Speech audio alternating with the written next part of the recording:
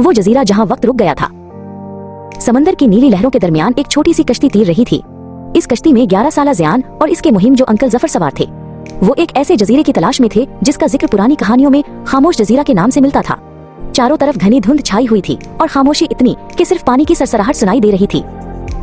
अचानक धुंध छुट्टी और उनके सामने एक अजीब मंजर था। जजीरे के करीब पहुंचते ही लहरें साकिन हो गई थीं, जैसे वो शीशे की बनी हों। ज़ियान ने हारत से पानी में हाथ डाला तो उसे महसूस हुआ कि पानी हरकत नहीं कर रहा। जफर ने अपनी ऐनक ठीक की और कहा, ज़ियान, हम पहुंच गए हैं। ये वही जगह है जहां वक्त थम जाता है। जब वो साहिल पर उतरे तो मंजर और भी हैरान कुन था। एक खूबसूरत नीला परिंदा हुआ में बिल्कुल साकिन था, जैसे किसी ने तस्वीर खींच दी हो। इसके पर फैले हुए थे मगर वो गिर नहीं रहा था। ज़ियान ने डरते डरते परिंदे के करीब हाथ बढ़ाया मगर वो अपनी जगह से टस से मस न हुआ। वो जजीरे के अंदरूनी हिस्से की तरफ बढ़े जहाँ एक छोटा सा गाँव था। वहाँ लोग अपने कामों के दौरान ही मुंजमद हो चुके थे। एक लड़की गेंद फेंक रही थी और गेंद हवा में मुअल्लक थी।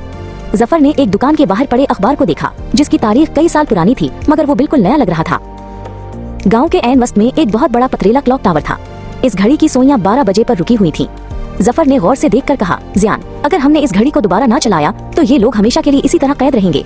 हमें इसकी चाबी ढूंढनी होगी। ज़ियान ने टावर के पास बिखरे हुए पत्थरों के दरमियान कुछ चमकता हुआ देखा। जब उसने झुककर देखा तो वहाँ एक सुनहरी चाबी पड़ी थी जिस पर अजीबोगरीब निशानात बने हुए थे। अंकल जफर, मुझे चाबी मिल गई, ज़ियान ने जोश से चलाते हुए कहा।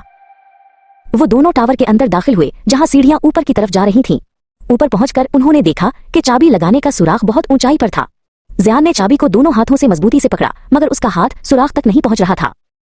जफर ने ज़ियान को अपने कंधों पर बिठा लिया। शाबाश ज़ियान, अब तुम पहुंच सकते हो। जफर ने हिम्मत बंधाई।